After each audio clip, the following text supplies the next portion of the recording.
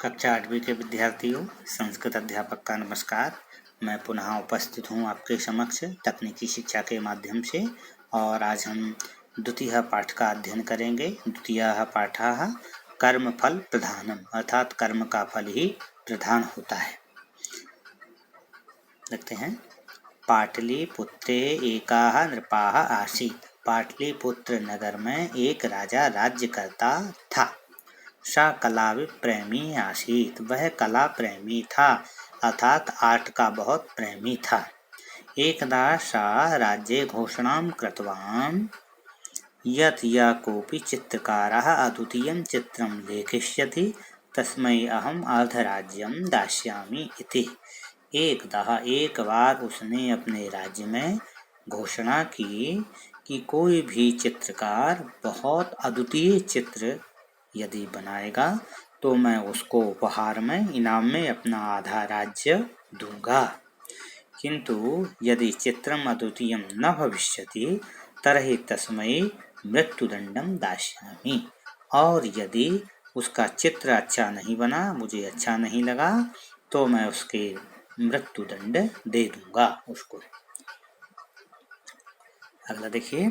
नृपस्य घोषणां श्रुत्वा कोऽपि चित्रकाराः साहसं न करोति स्म। राजा की घोषणा सुनने के बाद किसी भी चित्रकार का साहस नहीं हुआ कि हम राजा के पास जाकर कहें कि हम आपका चैलेंज स्वीकार करते हैं। सर्वेषां चित्रं कथं भवितुम् अर्हति, किन्तु एकाः युवाः चित्रकारः चित्रं रचयितुं सिद्धः अभवत्। किसी की हिम्मत नहीं हुई, लेकिन उन सभी चित्रकारों में से एक युवा चित्रकार ने चित्र बनाने में बड़ा सिद्ध था, बहुत एक्सपर्ट था। तस्य साहसं दृष्ट्वा सर्वे चित्रकाराः तं बोधयन् अकथयन्। उसको देखकर, उस युवा चित्रकार को देखकर सभी चित्रकारों ने उससे कहा, अलम दुस्साहसेन, ऐसा दुस्साहस मत करो। भजं जीवन पर्यंतम अद्वितीयं चित्रं रचितुं न शक्नुवन्तः। हम पूरे जीवन भर अद्वितीय चित्र नहीं बना सकते, बहुत सुंदर चित्र नहीं बना सकते जो कि राजा को पसंद आए। तर्हि कम भवान दुस्साहसं करोति, फिर आप ऐसा दुस्साहस क्यों कर रहे हैं। यदि भवतः चित्रम अद्वितीयं न भविष्यति तर्हि नृपा भवते मृत्युदंडम दास्यति। और यदि आपका चित्र राजा साहब को सुंदर नहीं लगा तो वह तुमको मृत्युदंड दे देगा। अब यहाँ तक का मैं पूरा हिंदी बताता हूँ कि पाटलिपुत्र नाम के एक राज्य में एक राजा राज्य करता था। वह बड़ा कला प्रेमी था और एक बार उसने घोषणा की कि कोई चित्रकार बहुत अद्वितीय चित्र यदि बना देगा तो मैं उसको अपना आधा राज्य दे दूंगा, और यदि नहीं बना पाया तो मैं उसको मृत्युदंड दे दूंगा। तो राजा की घोषणा सुनकर किसी भी चित्रकार का साहस नहीं हुआ, पर एक युवा चित्रकार था जो कि चित्र बनाने में बड़ा सिद्ध था, एक्सपर्ट था, तो उसने साहस किया और राजा के पास गया और कहा कि मैं आपके चैलेंज को स्वीकार करता हूँ और मैं आपके चित्र बनाऊंगा। तब अन्य चित्रकारों ने उससे कहा कि भैया, अपन अद्वितीय चित्र नहीं बना पाएंगे, तुम अपने प्राणों को संकट में क्यों डाल रहे हो, और नहीं बन पाए तो राजा आपको मृत्युदंड दे देगा। इस प्रकार यहाँ से यहाँ तक का हिंदी अर्थ मैं पूरा बताया आपको। अब नेक्स्ट पैराग्राफ देखिए।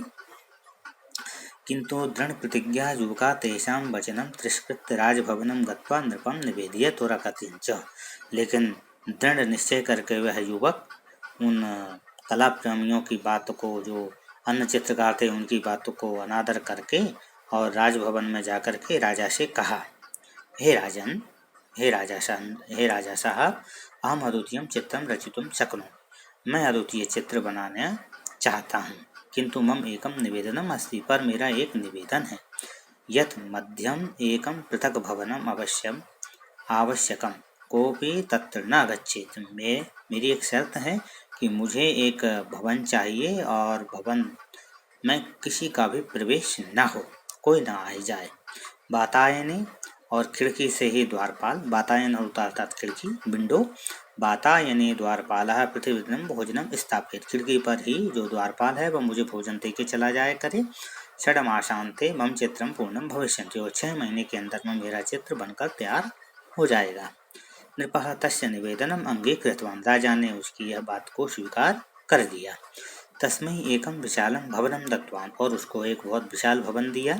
युवका चित्रं निर्माणं कर्तुम् आरब्धवान्, और युवक ने चित्र बनाने प्रारंभ कर दिया। द्वारपालाः प्रतिदिनं दिवानिशम, अर्थात द्वारपाल प्रतिदिन दिन और रात के टाइम रात के समय वातायने भोजन स्थापयति, और खिड़की पर उसको भोजन रखकर चला आता था। एवमेव कानिचन मासः अतीताः, इस प्रकार कई महीने बीत गए। एकस्मिन् दिवसे द्वारपालः प्रातः काले भोजनम स्थापितवान्, एक दिन द्वारपाल ने सुबह सुबह उसको भोजन वहाँ पे खिड़की के पास रखाया, विंडो के पास। सायं काले आगत दृष्टवान् यत् प्रातः कालस्य भोजनम तथैव अस्ति, उसने देखा शाम के टाइम कि मैं जो सुबह भोजन इसको देखे गया था वो तो यथावत रखा हुआ है। सा अचिन्त्यत यत्, उसने सोचा, उसने चिंतन किया, व्यस्तता कारणात् सा खादितुं न शक्तवान्, व्यस्तता के कारण, बिजी होने के कारण उसने खाना नहीं खाया, भोजन नहीं किया। सायं कालस्य भोजनम तत्र स्थापित्वा सा ततः आगतवान्, और शाम का भोजन भी वो रख के वहीं वापस आ गया। प्रातः आगत दृष्टवान् सा सायंकालस्य भोजनमपि तथैव स्थापितमस्ति, देखा कि शाम का भोजन भी यथावत ही रखा है, जैसा कि तैसा। सः गत्वा नृपम् अवदत्, वह जाकर के राजा से बोला, हे महाराज, महाराज की जय हो, महाराज, चित्रकाराः ह्यः भोजनं न कृतवान्, चित्रकार ने कल भोजन नहीं किया। प्रायशः सा भवनात् पलायिता, मुझे ऐसा लगता है शायद वह भवन से भाग गया है। नृपतः द्वारपालेन सह गत्वा चित्रकारम आहूतवान्, राजा जब द्वारपाल के साथ गया और चित्रकार को आवाज लगाई, किंतु अंतस्तः कोपी ध्वनि न आगता, और अंदर से कोई आवाज नहीं आई। नृपस्य आदेशेन द्वारपालः द्वारम अत्रोट्यत, राजा के आदेश से द्वारपाल ने दरवाजा तोड़ दिया। नृपः अंतः गत्वा दृष्टवान्, राजा ने अंदर जाकर देखा, अंधकारमये, अंधेरा था कमरे में, अंधकारमये भवने एकस्मात् प्रकोष्ठात् दिव्य प्रकाशपुंज निस्सरति स्म, और राजा ने उस अंधेरे कमरे में देखा कि उस दिव्य प्रकाशपुंज निकल रहा है, वहाँ से बहुत एक ज्योति निकल रही है प्रकाश की।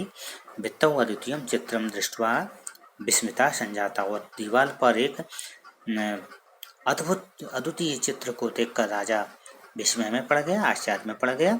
तत् चित्रकारा लेखनी स्वीकृत उपविष्टा आसीत्, वहाँ पर चित्रकार लेखनी लेकर बैठा हुआ था अपने हाथ में। नृपः चित्रकारस्य पृष्ठे हस्तं संस्थाप्य अवदत्, नृपः चित्रकार के हाथ में, राजा चित्रकार के पीछे हस्तम संस्थाप्य अवदत्, हाथ रख करके बोला, चित्रकार अहो, अरे वाह चित्रकार, वाह, चित्रकारा तू मृतः, चित्रकार तो मर गया था, मृत हो गया था।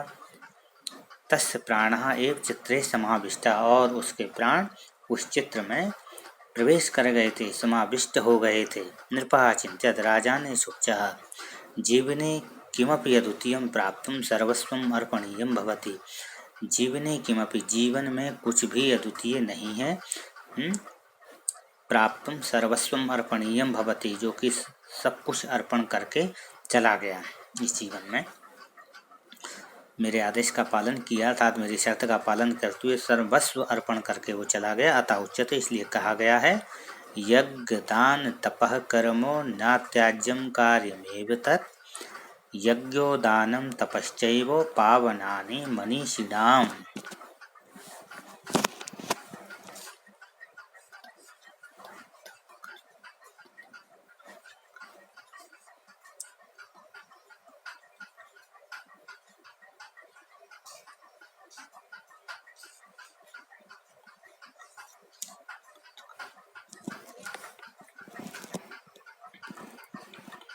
अर्थात इसका अर्थ है, यज्ञ दान तप कर्म न त्याज्यम, इनको नहीं छोड़ना चाहिए, इनको यज्ञ दान तप कर्म, ये निष्ठा के साथ इनका पालन करना चाहिए। कार्यमेव ततो, ये कार्य करना चाहिए हर हाल में। यज्ञो दानम तपश्चैव, यज्ञ और दान तप पावनानी, ये मनुष्य के जीवन को पवित्र करते हैं, तारते हैं, पावन करते हैं। मनीषिणाम, ऐसा विद्वानों ने कहा है। प्यारे विद्यार्थियों, कक्षा 8 के इस प्रकार आपका द्वितीय पाठ संपन्न हुआ। आपके लिए बहुत बहुत धन्यवाद। Thank you.